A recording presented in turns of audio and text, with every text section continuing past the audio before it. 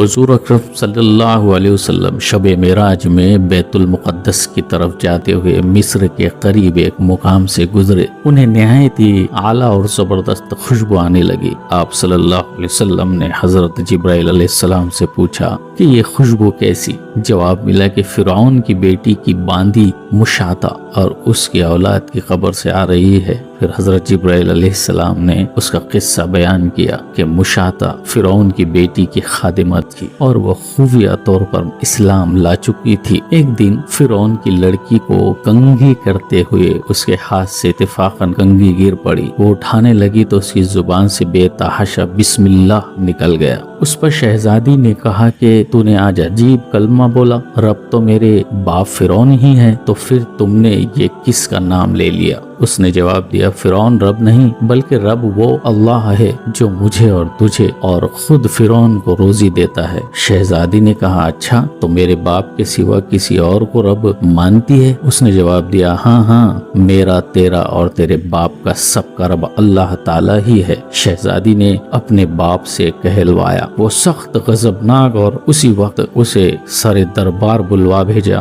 اور کہا کیا تو میرے سوا کسی اور کو اپنا رب مانتی ہے؟ اس نے کہا کہ میرا اور تیرا رب اللہ تعالی ہی ہے جو بلندی اور بزرگی والا ہے۔ فرعون نے اسی وقت حکم دیا کہ تانبے کی جو گائے بنی ہوئی ہے اس کو خوب تپایا جائے اور جب بالکل آگ جیسی ہو جائے تو اس کے بچوں کو ایک ایک کر کے اس میں ڈال دیا جائے، آخر میں خود اسے بھی اسی میں ڈال دیا جائے۔ چنانچہ وہ گرم کی گئی۔ جب آگ ایک جیسی ہو گئی تو حکم دیا کہ اس کے بچے کو ایک ایک ڈالنا شروع کرو۔ اس نے کہا بادشاہ ایک درخواست میری منظور کرو، یہ کہ میری اور میرے ان بچوں کی ہڈیاں ایک ہی جگہ ڈال دینا۔ اس نے کہا اچھا تیرے کچھ حقوق ہمارے ذمے ہیں اس لیے یہ منظور ہے۔ اس کی دونوں بچیاں اس کی آنکھوں کے سامنے اس میں ڈال دی گئی اور وہ فوراً جل کر راکھ ہو گئے۔ پھر سب سے چھوٹے کی باری آئی جو ماں کی چھاتی سے لگا ہوا دودھ پی رہا تھا۔ فرعون کے سپاہیوں نے اسے گھسیٹا تو اس نیک بندی کی آنکھوں تلے اندھیرا چھا گیا۔ اللہ تعالیٰ نے اس بچے کو اسی وقت زبان دے دی اور اس نے بآواز بلند کہا اماں جان افسوس نہ کر،